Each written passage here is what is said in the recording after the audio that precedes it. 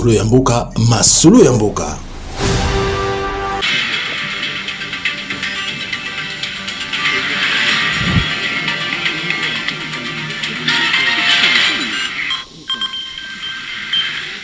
Mesdames et messieurs de la presse, bonsoir et très heureux de vous retrouver dans le cadre de cet exercice de redevabilité sur ces estrades préparées spécialement pour soutenir la mobilisation demandée par le président de la République dans le cadre de la campagne que la première ministre chef du gouvernement a lancée le week-end dernier, Congolais Téléma.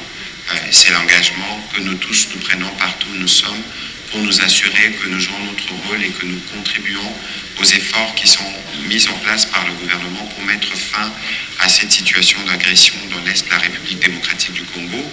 Vous l'avez certainement lu la semaine dernière, ces communiqués qui sortaient du ministère de l'Éducation et de la Nouvelle Citoyenneté qui faisaient état des dégâts qui sont commis sur le système éducatif avec près de 2549 écoles qui ont été touchées à la fois dans le nord et le sud Kivu, d'une école qui a même été transformée en cimetière et ça touche plus d'1 million d'enfants qui ne savent plus aller à l'école normalement. C'est aussi un traumatisme en même temps pour les parents parce qu'aucun parent ne peut être content de savoir que son enfant à l'école où il va peut être kidnappé, peut subir de menaces. Voilà plus ou moins l'essence première de l'exercice de ce jour, mais parce que nous avons le privilège ce soir d'avoir la ministre d'État, ministre de l'Éducation, nous aurons aussi l'occasion de parler du serment de citoyen ou de la citoyenneté active. C'est la campagne qu'elle a lancée, ces deux concepts qui se lient avec en tout cas la nécessité pour tous les Congolais de s'élever, de se mobiliser.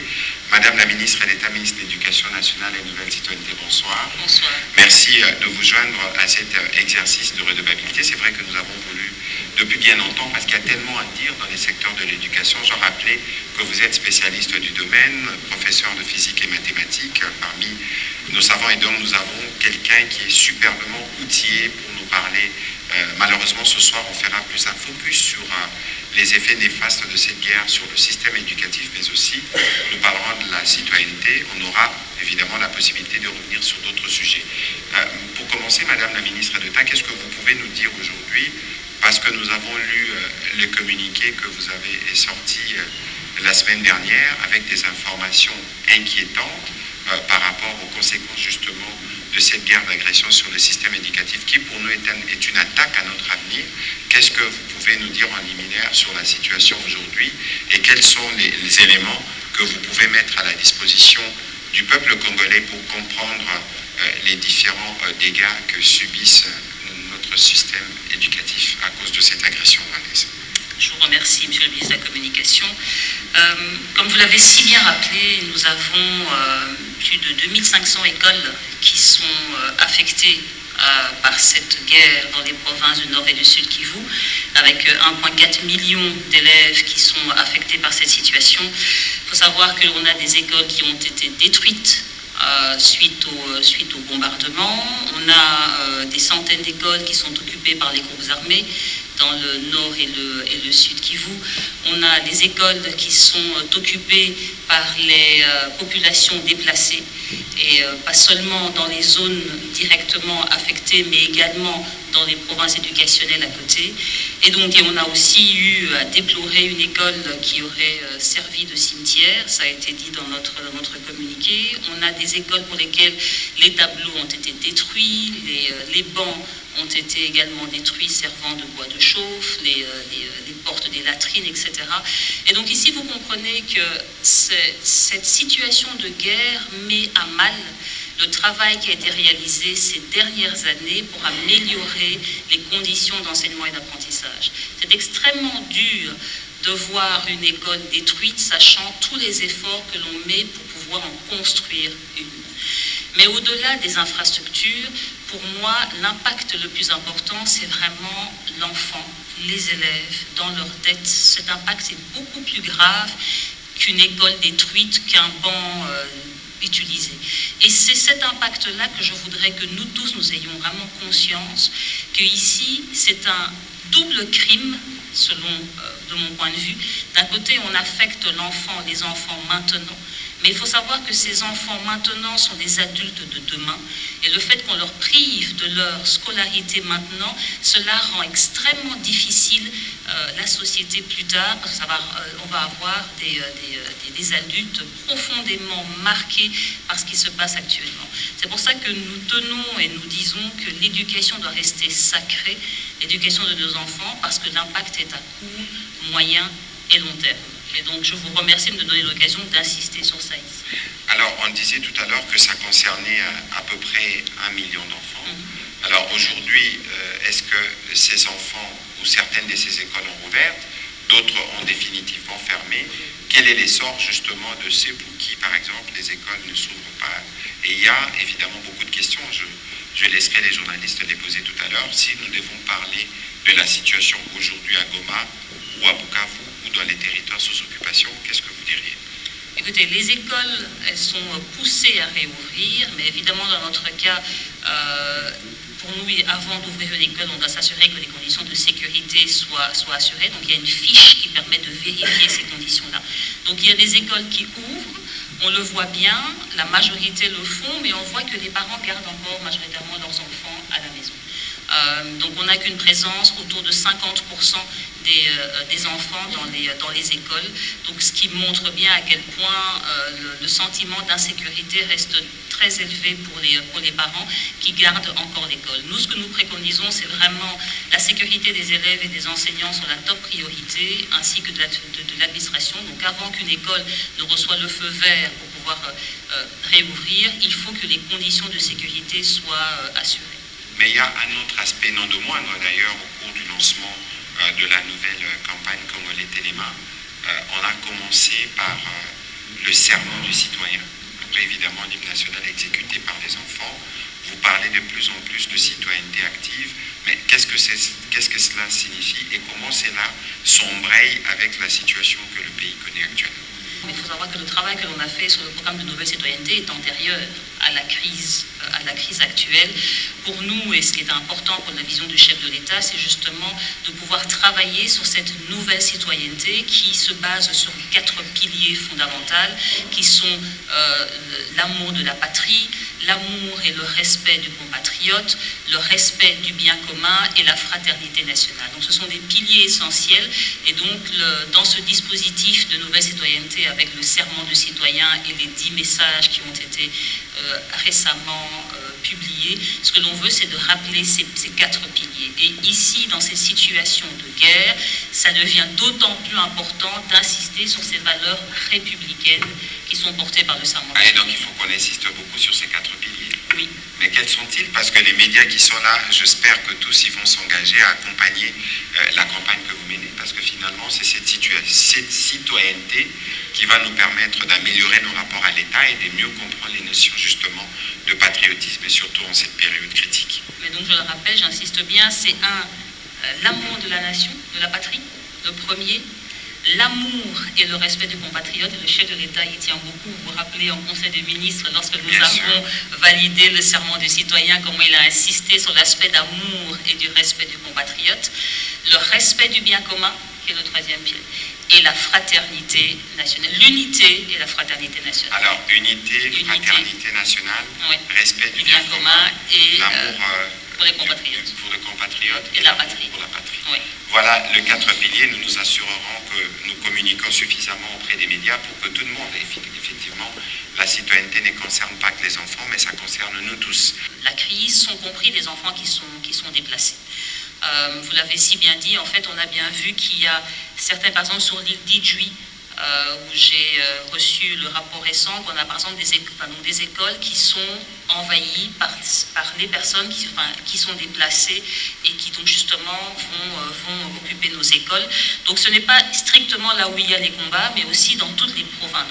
Pour moi je dis les sous-divisions qui elles sont impactées. Et donc tous ces enfants en fait sont dans les 1,6 millions qui sont affectés par la crise. Et donc c'est là l'une des difficultés que l'on a, c'est qu'on n'a que nos écoles servent justement d'abri pour ces personnes déplacées. Donc au-delà des écoles qui sont détruites par les combats, au-delà des écoles qui sont occupées par les groupes armés, on a ces écoles occupées par les populations qui sont déplacées. Et donc ça fait que non seulement on a les enfants ou les écoles où les combats se passent qui sont perturbés, mais les enfants, les écoles où les combats ne sont pas arrivés sont aussi perturbés de la venue des personnes déplacées. Et donc on a un énorme impact au niveau de notre système éducatif. Je le rappelais au ministre Mouyaya, il faut savoir que chaque heure, chaque leçon qui n'est pas donnée à un enfant est une leçon perdue. Et qu'il est extrêmement difficile après de récupérer ce retard. Alors évidemment, ce n'est pas le même dans toutes les disciplines, il y a des disciplines où ça a d'autant plus d'impact. Et donc quand on empêche un enfant de suivre une éducation normale, on met à mal vraiment les connaissances, les compétences et les savoirs qu'il est en train d'apprendre. Alors justement, que fait le système éducatif pour pouvoir réagir à ça? On est en train de travailler avec notamment aussi les partenaires techniques et financiers et humanitaires. On va évidemment mettre en place l'enseignement à distance, parce que ici, maintenant, c'est comment voir, définir l'essentiel et le voir dans le temps de l'année scolaire réduite, parce que c'est le cas. Pour eux, ils ont moins d'heures au total que les autres qui sont dans des situations, on va dire, normales. Donc on est en train de revoir comment est-ce qu'on va réadapter les programmes scolaires, se recentrer sur l'essentiel et permettre qu'il y ait cet apprentissage, soit dans des espaces d'apprentissage temporaires qui vont être mis en place, soit au niveau de l'enseignement à distance ou quand ils retournent dans leurs écoles. Et donc c'est un dispositif multimodal, c'est-à-dire qu'il va vraiment utiliser toutes les solutions à notre disposition pour qu'on puisse faire acquérir ces compétences à ces enfants. D'ailleurs, les examens d'État vont justement être adaptés pour ces populations, vont justement être adaptés pour qu'ils puissent les passer, mais ce sera une session spéciale, contrairement au reste du territoire. Ce que l'on veut, c'est vraiment sauver l'éducation. Sauver l'éducation, c'est sauver l'apprentissage. Et donc, on met en place tout ce qu'il faut pour que l'apprentissage puisse aller se faire sur ce qui est des notions qui sont absolument essentielles, qui doivent être prises. Alors, il faut savoir que le gouvernement, le ministère, n'a pas attendu la crise maintenant pour prendre certaines mesures. Par exemple, nous sommes en train d'élaborer des nouvelles normes d'infrastructure qui sont grâce à des projets qui sont en cours dans notre système éducatif, parce qu'on sait que l'on a malheureusement cette expérience de guerre, on sait qu'on a l'expérience du changement climatique, et donc il faut que l'on ait des nouvelles infrastructures scolaires qui s'adaptent à cela. C'est-à-dire que si on a des populations déplacées qui vont dans les écoles, ça ne doit pas porter impact à la suite, aux populations qui sont scolarisées. Donc il va y avoir des nouvelles normes d'infrastructure qui vont arriver, qui étaient déjà prévues, et qui ici sont d'autant plus nécessaires vu la situation que l'on a, pour que l'on ait un nouveau type d'école qui puisse être mieux adapté dans des conditions de crise comme celle-ci. Donc nous apprenons de la crise et des crises et nous réadaptons. Je veux réaffirmer ici que les enfants qui sont impactés ici sont et restent nos enfants et que nous mettons en place toutes les mesures possibles en employant toutes les technologies à notre disposition pour assurer en tout cas une continuité d'éducation en allant vers l'essentiel parce qu'ils auront forcément moins de temps d'apprentissage que les autres enfants. Mais je vais quand même insister sur un aspect, il ne faut pas que l'on néglige l'aspect psychosocial. Au-delà des apprentissages techniques, des leçons et des disciplines, il y a tout un suivi que l'on doit faire avec ces enfants parce qu'ils ont été traumatisés, leurs parents, les enseignants. Et donc il y a tout l'aspect psychosocial qui est aussi important, qui est aussi un dispositif que l'on met en place, que l'on prépare avec nos différents partenaires. Et quels sont les éléments des différences entre les deux? Éducation, apprentissage. Alors, ce que je veux, là où j'insiste, c'est que le but, c'est pas d'être à l'école. Je veux dire, parce que si on est à l'école et qu'on n'apprend rien, alors on peut très bien rester à la maison. Ce qui compte, c'est ce que l'on apprend. Et ce qui compte, c'est ce qu'on est capable, c'est ce que l'on a appris et comment on est capable de l'appliquer dans la vie de tous les jours. Et c'est là, nous, on insiste sur l'apprentissage, sur vraiment la maîtrise des connaissances, des compétences et des savoirs et leur application dans la vie de tous les jours. Donc l'école est un lieu où l'on apprend, est un lieu d'apprentissage et c'est ce sur quoi nous voulons mettre l'accent ici. Surtout que là, on est dans le cas d'enfants qui n'ont justement pas l'occasion d'aller à l'école. Et ben, ce qui compte, c'est qu'on mette en place un dispositif pour que l'apprentissage puisse continuer. Mais encore une fois, qu'on ne peut pas simplement se focaliser sur l'apprentissage. J'insiste vraiment sur l'aspect de l'impact psychique sur les enfants. Et donc ça aussi, ça doit être pris en compte parce que sinon, on n'aura pas réglé le problème. Donc ici, nous, on est en train de mettre en place un dispositif d'apprentissage tout en mettant en place un suivi psychosocial avec ces enfants. Nous sommes là vraiment devant un cas typique du poison rwandais. Mais comment vous pouvez imaginer que dans un pays, on puisse avoir une taxation pour des produits qui doivent partir du même pays? Comment cela peut même être concevable? Et c'est pour ça que nous attirons constamment votre attention sur la méfiance que vous devez toujours avoir sur ce qui circule. Parce que j'ai vu qu'il y a eu des cas de mésinformation, c'est-à-dire qu'il y a des gens qui savaient que cette information, elle était fausse, mais qui l'ont partagée dans un désir délibéré de plonger les Congolais dans l'ignorance, dans la division et dans tout ce qu'on pense, parce que c'est comme consacrer une forme de balkanisation, de fait. Je pourrais éventuellement vous partager les communiqués qui ont été faits aujourd'hui, parce que nous avons, nous, posé la question à la DGDA et nous avons reçu 2 communiqués. Le premier communiqué, il émane de la direction provinciale. Je vous le lis parce qu'il faut être sûr que nous tous, nous avons véritablement capté pour éviter que ces poisons rwandais n'aient produit ces effets dans notre opinion. La DGDA Nord Kivu tient à informer le public et à tous les usagers de douane dans la province du Nord Kivu qu'il circule une note des services attribués à son directeur dont le contenu serait de considérer les marchandises provenant des territoires occupés comme étant de marchandises provenant de l'étranger. La DGDA Nord Kivu dément totalement cette note et précise que celle-ci est l'œuvre des personnes mal intentionnées qui tentent de jeter un discrédit sur ce directeur provincial. La DGDA Nord Kivu réaffirme sa détermination à travailler conformément aux lois et règlements en vigueur en RDC et soutient les efforts du gouvernement visant à récupérer les territoires occupés par l'ennemi. La RDC restera indivisible. Attention au poison rwandais. Le deuxième communiqué, il émane cette fois-ci de la Direction générale de Kinshasa.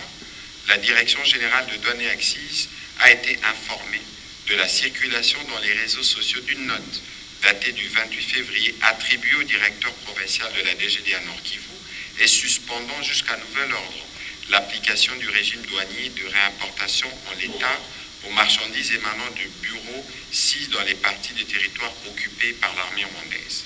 Suivant la dite note, toute marchandise en provenance de Goma-Ville, Goma-Aéro, Bunagana et Ishasha-Est, considérée comme une nouvelle importation, doit être traitée telle qu'elle.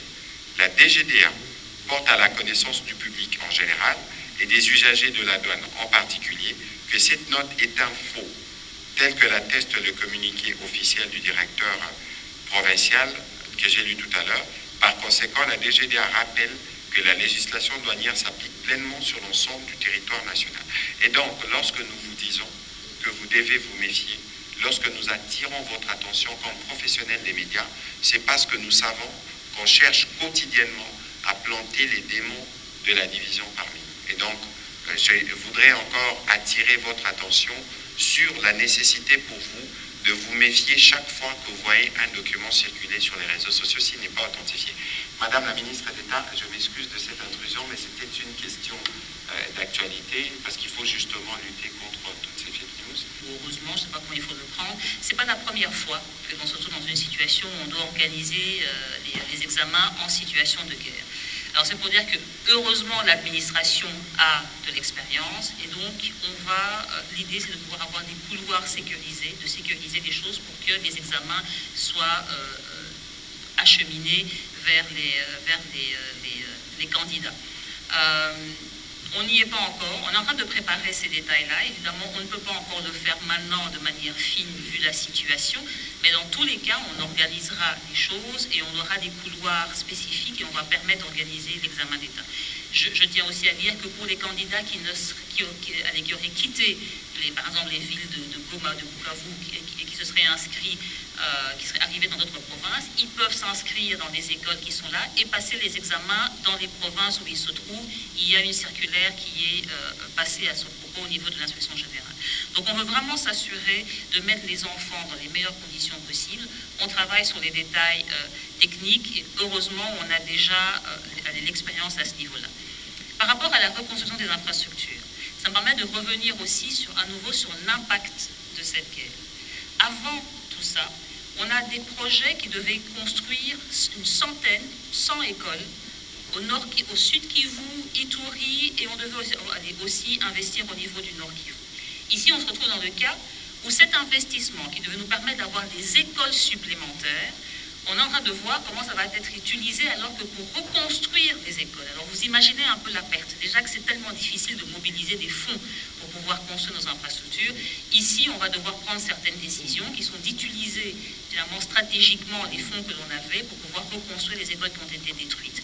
Donc c'est pour dire que chaque fois qu'on détruit un bâtiment scolaire, ça a un impact énorme et c'est vraiment torpiller le travail que nous faisons toutes ces dernières années pour améliorer l'accès à une éducation de qualité.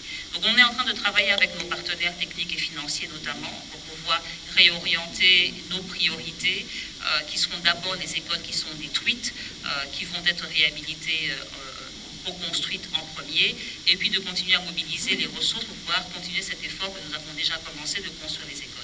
Donc on s'adapte au mieux à la situation pour continuer à offrir le meilleur service à aux populations scolarisées. Donc on est en train de travailler en étroite collaboration avec l'ensemble de ces partenaires humanitaires pour pouvoir monitorer la crise et préparer le plan de réponse. En sachant qu'on a un plan qui est à court terme, donc de 1 à 6 mois, et puis de 6 à 12 mois, etc. Donc on est en train de prévoir les choses.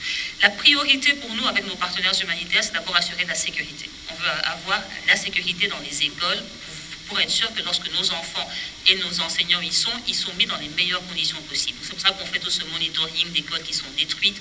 On est en train de tout répertorier en collaboration avec eux pour pouvoir assurer une reprise, en tout cas, des conditions de sécurité les plus optimales. On est également en train de travailler sur un plan de réponse budgétisé pour voir qu'est-ce qui serait pris en charge par le gouvernement et ce qui serait pris en charge par nos partenaires humanitaires. Donc dès le début, on a vraiment mis en place un comité de crise qui se réunit tous les jours, tous les 2 jours, en tout cas très régulièrement. On maintient un énorme contact, on fait une communication alignée ensemble, et donc ce qui nous permet en fait de prévoir les actions, de préparer les actions qui vont être mises en place avec eux. Pour ce qui est de la situation de la paie des enseignants, il faut savoir, première chose, et j'insiste bien, pour le gouvernement, les enseignants sont les mêmes partout. On ne fait pas de distinction entre enseignants nord et sud Kivu et enseignants des autres provinces. Nous traitons avec le même sérieux, avec la même détermination, toute la situation. Et au jour d'aujourd'hui, la paie des enseignants est passée. Donc le gouvernement a fait son travail. On sait que les opérateurs de paie, les agents payeurs, ont reçu la paie des enseignants. La difficulté sort de mon champ d'action, c'est que justement, on sait que les banques sont toujours fermées, mais là, il y a un travail qui est fait au niveau de mes collègues ministères du budget et des finances pour trouver les meilleures solutions possibles et utiliser toutes les options à notre disposition. Donc, je peux vous confirmer que le gouvernement y travaille, mais pour ce qui est de la paie des enseignants, je confirme que ça a bien été libéré en ne faisant aucune distinction, discrimination. Ce sont nos enseignants partout. On le fait avec le même sérieux.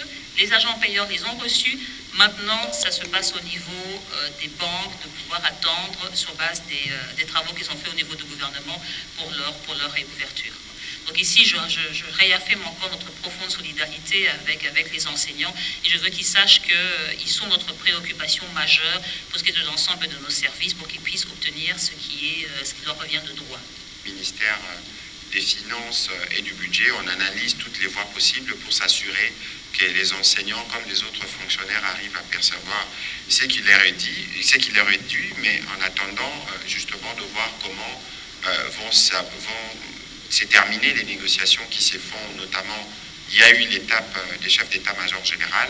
On attend la réunion ministérielle qui devra entériner ce qui avait été dit par les chefs des armées pour être en mesure de voir comment desserrer les taux sur Goma, ouvrir l'aéroport, mais aussi rendre accessibles certains services. Donc il y a le temps que la diplomatie prend, mais au-delà de cet aspect, il y a des options qui sont étudiées au niveau du gouvernement pour nous assurer que nos fonctionnaires et les agents publics ne souffrent pas doublement, d'abord du fait de cette occupation barbare, mais aussi du fait qu'ils ne puissent pas être en mesure de recouvrer leurs droits du fait justement des agissements de ces barbares et de ces terroristes qui occupent nos villes. Il faut savoir qu'il n'y aura pas seulement des espaces temporaires d'apprentissage, il y a également des kits scolaires qui doivent être distribués. On a la prise en charge, comme je dis, psychosociale, autant des enfants que des enseignants. Il y a évidemment la réhabilitation des infrastructures aussi. Donc les équipes sont encore en train de travailler sur cet aspect de coût et qui sera certainement partagé dans les prochains jours. Je ne peux pas vous le détailler maintenant parce que c'est encore un travail qui est en cours. Et on est en train de regarder les réponses autant court terme, qui sont par exemple des kits qui doivent arriver très très vite, les espaces d'apprentissage qui doivent être mis en place. Et puis évidemment, il y a l'aspect d'infrastructure, il y a la formation des enseignants, à l'accompagnement des enfants, l'aspect psychosocial. Donc c'est vraiment tout ça qui est en cours d'évaluation. Donc nous aurons l'occasion, lors d'un prochain communiqué avec la presse, de pouvoir donner des informations détaillées à ce niveau-là. Le travail est en cours. Oui, évidemment, on ne fera pas finir ce travail parce que nous ne savons pas encore comment ces terroristes vont continuer de se comporter. Donc nous avons, et comme la ministre l'a dit tout à l'heure, à la fois au niveau de l'éducation ou de la santé, un monitoring permanent de ce qui se passe sur place pour arriver à évaluer tous les dégâts et voir comment apporter des réponses. C'est pour ça que lorsque nous disons que cette guerre est une attaque à notre avenir, lorsque vous attaquez l'école, vous avez suivi, la ministre d'État disait, le problème, ce n'est pas simplement que l'enfant n'aille pas à l'école. Le problème, c'est l'apprentissage. Le problème, c'est aussi comment les enfants, psychologiquement, vivent dans ces conditions. Il n'y a presque pas de possibilité de rattrapage lorsque vous ratez des cours, tels qu'elle les disait. Et donc, si vous devez analyser toutes ces questions dans la globalité, en réalité, cette guerre vise à porter un coup dur. Alors que Madame la ministre d'État, c'est peut-être pas l'occasion, aurait pu nous dire ce que nous avons déjà pu obtenir en termes d'efforts. Aujourd'hui, on a 30 millions d'enfants en âge de scolarité qui vont à l'école. C'est des chiffres qui augmentent chaque année. Elle aurait pu parler de la qualité qu'on améliore, des écoles qu'on doit construire, mais tous ces efforts, maintenant, on doit essayer de regarder comment on répond à cette situation d'urgence. Et donc, c'est pour faire le pont à votre dernière question. Lorsque nous, on parle de la nécessité pour le Congolais de s'élever, de se mobiliser pour soutenir le président de la République et les forces armées dans le cadre de cette guerre d'agression, c'est y compris pour sauver l'avenir de nos enfants. Parce que plus ces terroristes vont perdurer sur notre territoire, plus les conditions d'apprentissage de nos enfants seront perturbées parce que psychologiquement, ils ne se sentiront pas en sécurité parce que les enfants sont ciblés pour être amenés dans des camps de déplacés. Donc, pour nous, nous avions déjà commencé à parler aux Congolais pour que les Congolais puissent être sensibles justement et qu'ils puissent jouer leur part. La campagne a été lancée pour entretenir justement ce qui était déjà dans l'opinion. Maintenant, il appartient à vous, professionnels de médias, de par votre capacité à relayer ce qui est dit dans les cadres de cette campagne, de s'assurer que chacun, y compris vous-même, dans votre rôle de citoyen, que vous faites votre part, mais que les autres font la leur. Parce qu'il est important de comprendre les véritables motivations de cette guerre qui vise à plomber tous les efforts que nous avons entrepris, que ce soit dans le cadre de la montée en puissance de nos forces armées, que ce soit dans le cadre des programmes de gratuité de l'enseignement d'éducation, que ce soit dans le cadre du programme PDL 145 territoires. Donc il est urgent que pour nous, Congolais, nous puissions nous mobiliser pour sauver à la fois l'avenir de nos enfants, mais aussi l'avenir de notre pays. Il faudrait le préciser, effectivement, retirer de la liste de paye. Pour quelles raisons? Il faut savoir que les services du ministère ne peuvent pas retirer les enseignants sous un coup de tête. Ça, c'est vraiment quelque chose pour lequel l'instruction est très claire et de toute façon, ils le savent. Je n'ai même pas besoin de le dire. La DINACOPé sait que c'est une pratique absolument inacceptable et que s'il n'y a pas une raison, suite par exemple à ce que s'il n'y a pas un enseignant qui a, on va dire, déserté ou qui a quitté son poste, il n'y a absolument aucune raison pour qu'il soit allé retirer de la liste de paye. De toute façon, le service de la DINACOPE a toujours l'instruction de vérifier ce type d'informations et de rétablir, si c'était avéré, de rétablir tous les enseignants dans leurs droits. Nous ne pouvons pas accepter ni permettre que les enseignants soient de manière abusive retirés des listes de paye. Donc chaque fois que nous avons l'information, nous faisons une enquête, nous demandons à la DINACOPE de faire une enquête et de rétablir le droit à pour chaque personne qui serait victime. Mais évidemment, il faut pour ça que l'on ait les éléments et comme ça on demandera aux services compétents de le faire. Mais en aucune manière, on ne peut impacter un enseignant de cette manière-là. Du président de la République et du gouvernement à travers la ministre d'État, ministre des Affaires étrangères et le travail des plaidoyers qui est fait par des Congolais.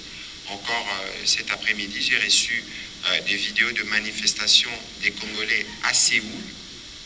Nous sommes en Corée du Sud, où les Congolais se sont levés pour dire non à l'agression. Et nous avions vu aussi des communautés, notamment au Canada, mais aussi en Allemagne.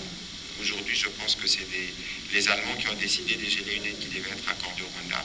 Pour nous, ce n'est que les débuts. C'est très encourageant, parce qu'au regard de l'horreur qui se passe sur le terrain, il y a besoin d'avoir des sanctions plus robustes, surtout que le président rwandais, dans son arrogance, avait dit que les sanctions ne changeraient rien. On rigole des communiqués qu'ils font à chaque fois. J'espère qu'ils en feront davantage, parce que c'est là devrait continuer.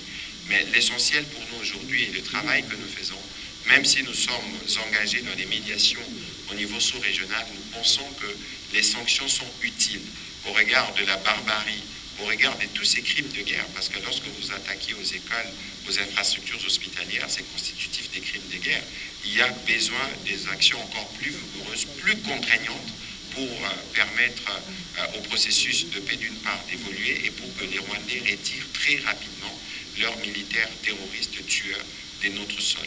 Alors, sur l'autre aspect de votre question, je crois qu'il y a des initiatives, je n'ai pas tous les éléments sur place pour vous donner des réponses précises, mais ce qui est clair ici, c'est qu'il y a une volonté, et le ministre de Mines que nous avions reçu il y a quelques jours au briefing l'avait dit, qu'il y a une volonté pour nous de diversifier des partenaires. Et c'est dans cet ordre-là que si aujourd'hui les investisseurs américains sont intéressés à venir en République démocratique du Congo, évidemment, ils trouveront de la place. Et donc, il y a des échanges quotidiens entre les deux pays, et s'il y a besoin de ce côté de discuter sur des programmes ou des potentiels, des affaires dans les secteurs miniers, que ce soit dans les zones sous occupation, dans les autres parties de la province, la République démocratique du Congo a des ressources, a des réserves qui sont disponibles. Et ce serait aussi bien que les capitaux américains puissent investir ici, parce qu'on a besoin d'avoir justement cette diversification. Et je pense qu'il y a des démarches qui sont en cours, et ce serait positif dans l'hypothèse où ces démarches aboutissaient. Voilà, on va prendre les questions de M. Martin Moutibi. Les services sont en train de travailler là-dessus. Justement, de pouvoir de recenser tous les enseignants, les élèves, etc., de répertorier et de documenter tous les cas graves à ce niveau-là. Donc je vais, si vous permettez, on va attendre que les services finissent ce travail et on communiquera à ce moment-là de manière appropriée sur ces données. Pour ce qui est de l'utilisation des langues nationales, on en parlait justement avec le ministre Mouyaï en préparation de ce moment de discussion avec vous. Ça a été mon combat de ces dernières années. Je suis un des premiers défenseurs de l'utilisation des langues nationales, parce que si je veux améliorer l'enseignement des sciences et des mathématiques, pour moi, il faut que ça passe notamment par l'utilisation des langues. Alors, on a déjà fait le test. Vous savez que l'on a réformé les programmes de sciences et de mathématiques au niveau du cycle terminal et des humanités. Et donc, on a en fait fait traduire les outils pédagogiques de ces nouveaux programmes dans les 4 langues nationales. Alors, il faut savoir qu'il ne suffit pas que de faire ce travail.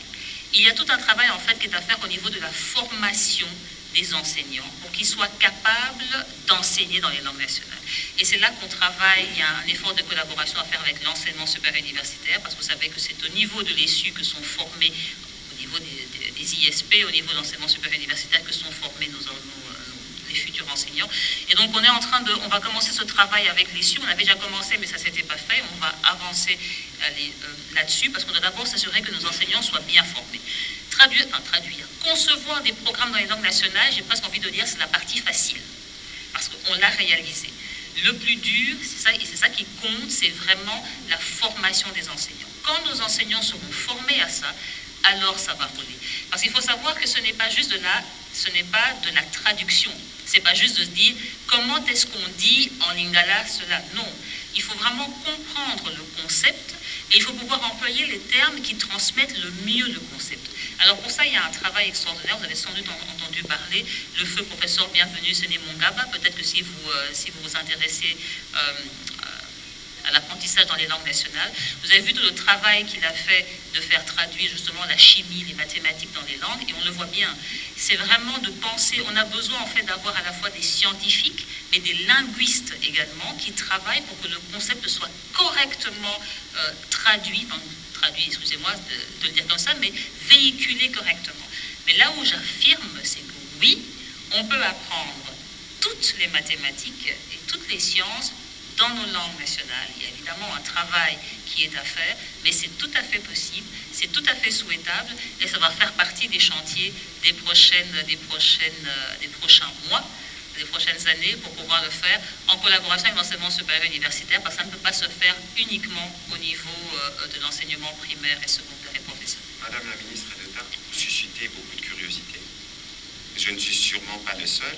Vous dites que c'est plus facile d'apprendre le mathématique et la physique en langue nationale. J'ai envie de vous demander comment vous faites, par exemple, si vous devez le faire en lingala, en kikongo, en quoi cela est plus facile que le faire en français?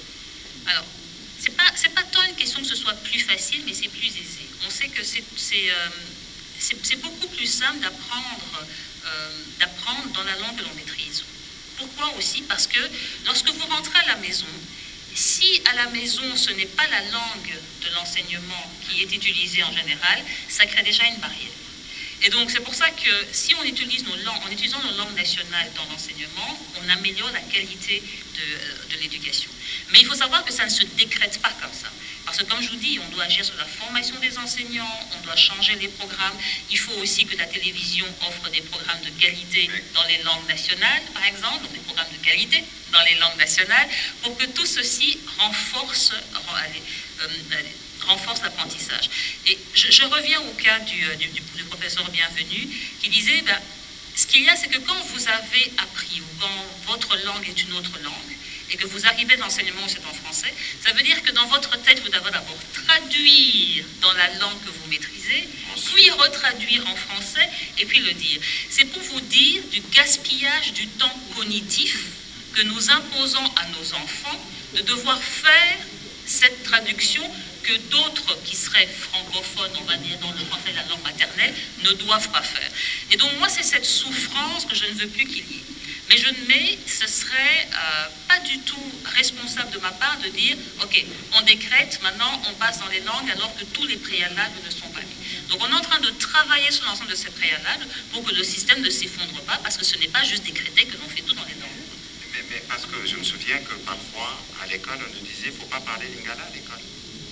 Alors, mais ça, c'est malheureusement aussi un héritage historique, pour ne pas dire colonial. Et puis, on a pris tendance à vouloir dénigrer nos langues qui sont pourtant belles et magnifiques. Bon, ça veut pas dire que je ne les maîtrise pas, mais dont je reconnais à quel point elles sont belles. Et donc ici, c'est vraiment un travail qui doit être fait avec l'ensemble de la société, avec l'ensemble des parents, etc., pour que l'on arrive à ça. Alors évidemment, ça ne veut pas dire que l'on va abandonner le français ou l'anglais. Je veux dire, ce sont des langues auxquelles le français, en l'occurrence, on tient au français. L'anglais est une langue internationale. Mais ce qu'il y a, c'est qu'il faut se dire, on continue d'apprendre, de pratiquer ces langues internationales, mais en plus, on continue, on apprend dans les langues nationales pour plus d'efficacité, mais aussi parce que nous avons un devoir de pouvoir de valoriser notre culture. Et la langue, ça porte la culture. Et donc c'est aussi dans la nouvelle citoyenneté, c'est un aspect important parce que les langues nationales, c'est justement le véhicule de nos cultures auxquelles on tient. Donc on y travaille, mais on le fait de manière professionnelle, et je me réjouis déjà que l'ESU justement prend des actes à ce niveau-là, mais il faut qu'on ait une bonne coordination avec l'enseignement primaire secondaire. Mais pour terminer sur le sujet, parce qu'il est très intéressant, c'est l'apprentissage en langue maternelle doit se faire de la maternelle à 7e ou 8e, ou est-ce que ça doit simplement concerner la partie qu'on appelle école primaire? Alors, il faut savoir que c'est déjà le cas. Les 4 premières années du primaire sont dans les langues nationales. Après, on bascule pour passer au français. Mais je vais vous donner un exemple historique. En Angleterre, l'enseignement avant se faisait en latin, parce que c'était la langue de l'enseignement classique, on parlait de la vieille Europe.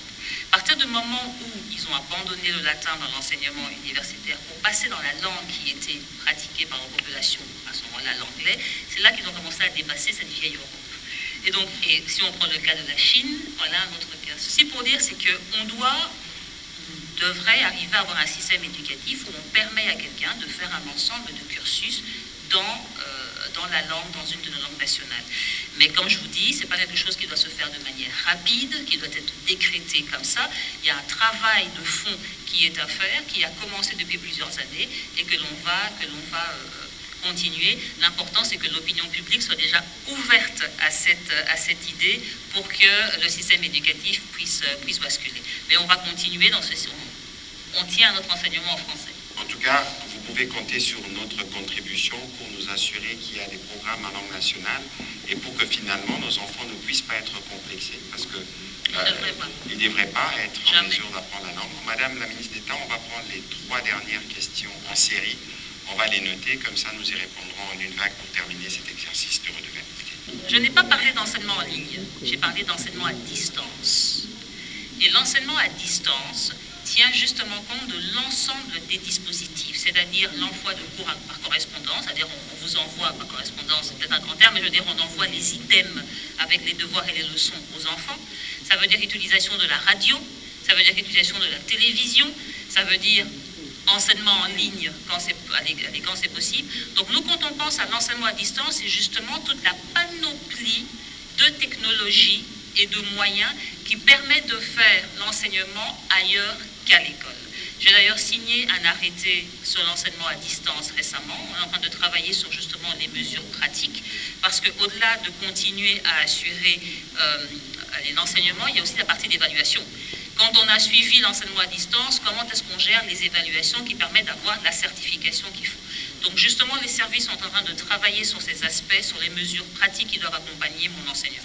Donc rassurez-vous, le but est justement de s'adapter à toutes les conditions en utilisant l'ensemble des moyens à notre disposition, comme aussi bien le fait d'envoyer des cahiers d'items pour que les enfants puissent continuer.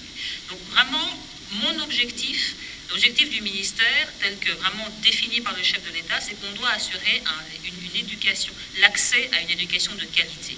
Et pour ça, on utilise tous les moyens et tous les dispositifs à notre disposition pour y arriver. Donc on ne veut surtout pas créer plus de discrimination ou de disparité entre nos enfants, mais on s'adapte aux conditions qu'ils ont. Pour ce qui est de l'examen d'État, il ne faut pas vous inquiéter. En fait, ce qu'on va faire, c'est une session spéciale. Donc l'examen d'État va se produire normalement pour toutes les provinces ou pour lesquelles il n'y a pas de souci. Et puis il y a une session spéciale qui va être faite pour les zones qui sont impactées. Alors évidemment, comme vient si bien de le dire le ministre, le plus vite ça s'arrête, le mieux c'est. Et on est en train de travailler pour que ce soit le cas. Mais dans tous les cas, même en s'arrêtant maintenant, une session spéciale est nécessaire parce que de toute façon, ils n'ont pas suivi le même parcours que les autres provinces. Je rappelle que vraiment, ce sont nos élèves, ce sont nos enfants, ce sont nos enseignants et nous les traitons et nous avons vraiment une conscience, c'est vrai ici, particulière avec eux parce qu'il y a une situation de guerre, mais nous tenons et nous allons faire tout ce que nous pouvons pour qu'ils aient le moins d'impact possible de cette guerre injuste. Et ça, moi j'y travaille et j'y travaillerai avec l'ensemble de mes équipes. Donc non, pas d'année blanche, puisque nous allons mettre en place l'ensemble des dispositifs possibles pour que les choses puissent continuer. Comme je disais, évidemment, ils n'ont pas été à l'école. Donc l'idée, c'est de voir comment est-ce qu'on retravaille sur les programmes pour se centrer sur les aspects essentiels du programme, qui puissent les avoir et passer la certification.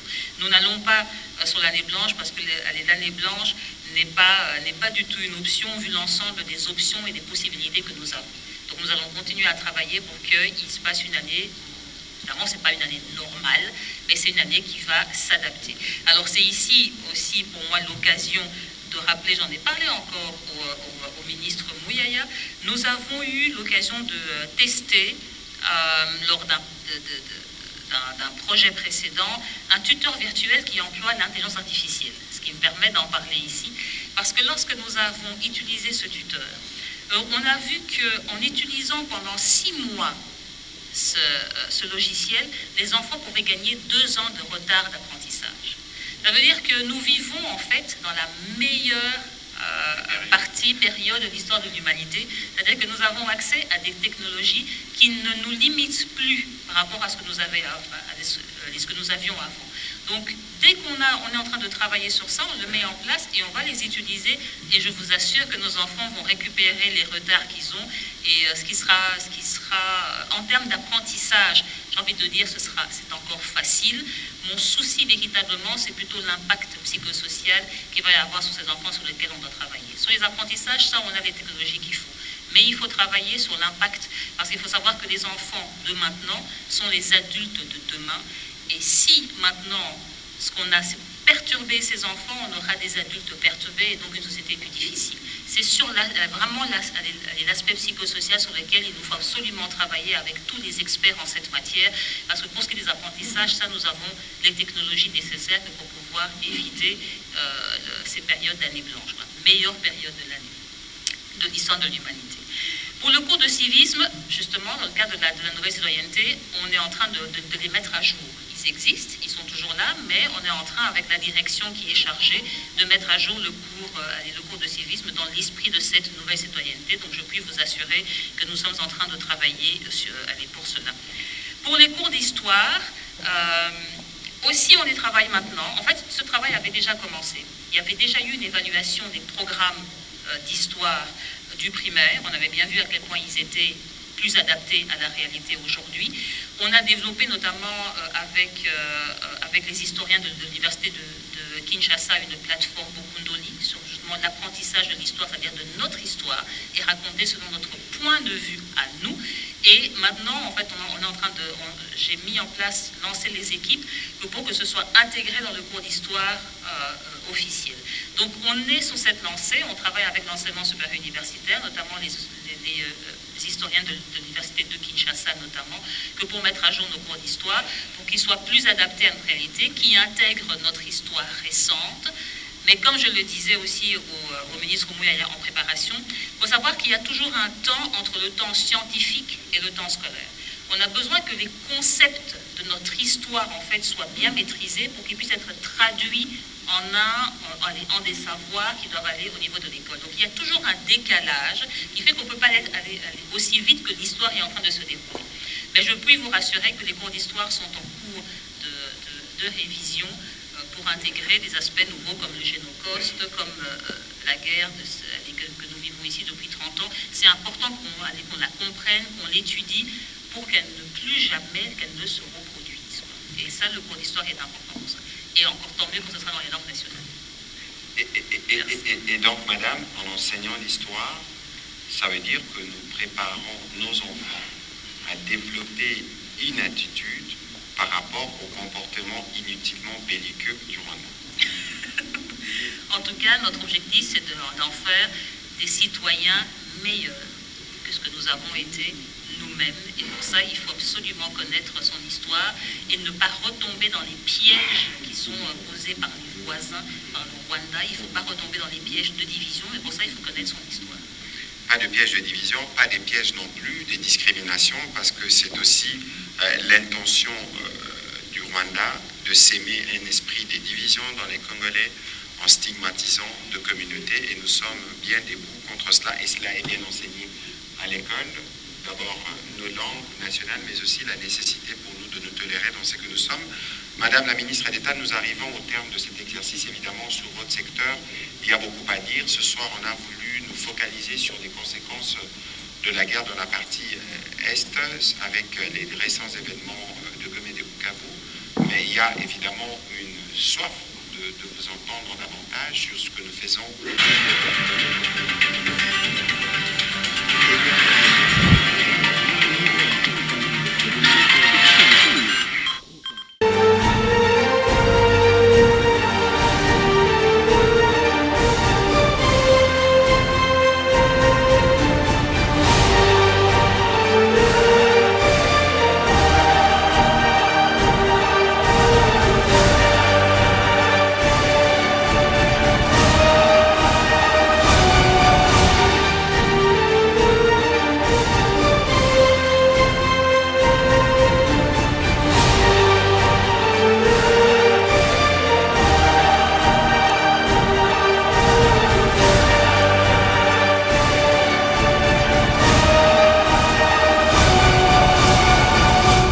Masolo ya mboka, masolo ya mboka.